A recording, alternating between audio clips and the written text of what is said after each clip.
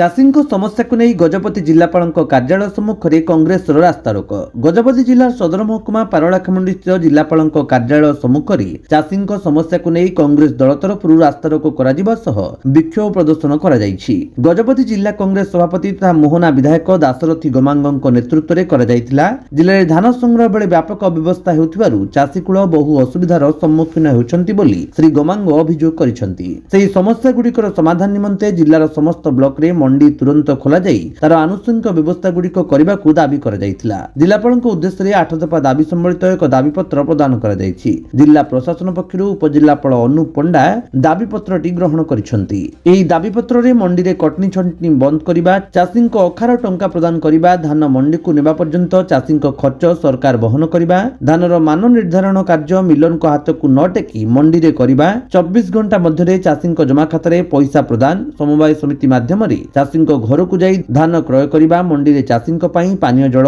शौचालय व्यवस्था समेत अन्य आनुषंगिक व्यवस्था करबा और विधायकों दरमा वृद्धि करबा भली केंद्र सरकार बढ़ाइथिबा धानर मूल्य 69 रु 300 टंका को वृद्धि करबा उल्लेख रही। रास्तारोक विक्षोभ प्रदर्शन बेले गजपति जिला कांग्रेस साधारण संपादक ईश्वर चंद्र माझी, नगर कांग्रेस सभापति बसंत कुमार पंडा, कृषक सेल सभापति अशोक कुमार अधिकारी समेत जिलार समस्त ब्लॉक दलीय सभापति और शताधिक कर्मी और नेता उपस्थित थिले। रास्तारोक जोगु जानवाहन चलाचल प्रभावित होइथिला। आज गजपति जिला कांग्रेस कमिटी तरफ कृषक मानक कांग्रेस पार्टी धारणा देछि एवं दाबी जणाइछि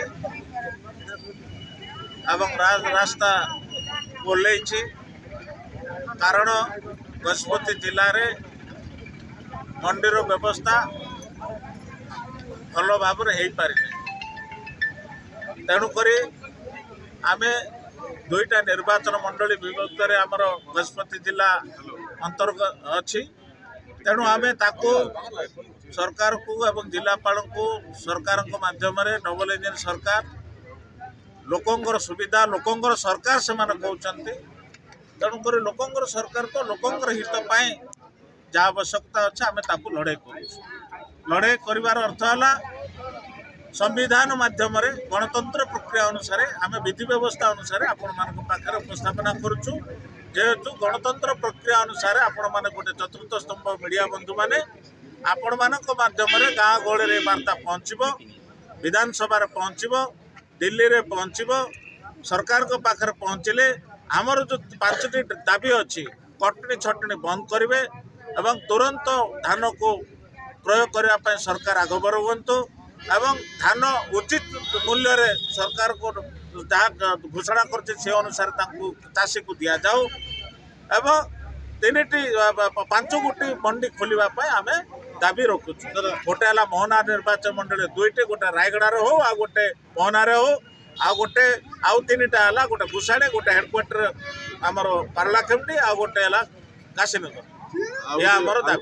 जाचु सरकार 30 तारीख सुधा मंडी खोलने व्यवस्था कहते केते दूर से सफल हो भविष्य कार्यपंथा से ग्रहण करी 30 तारीख भितर मंडी खोला जाए पुणी थे आउ राजरास्ता ओह्लैवाई कांग्रेस पार्टी राजरास्ता को ले। गजपति रेणुबाला बेहेरा रिपोर्ट, विश्व विजयी न्यूज ओडिशा।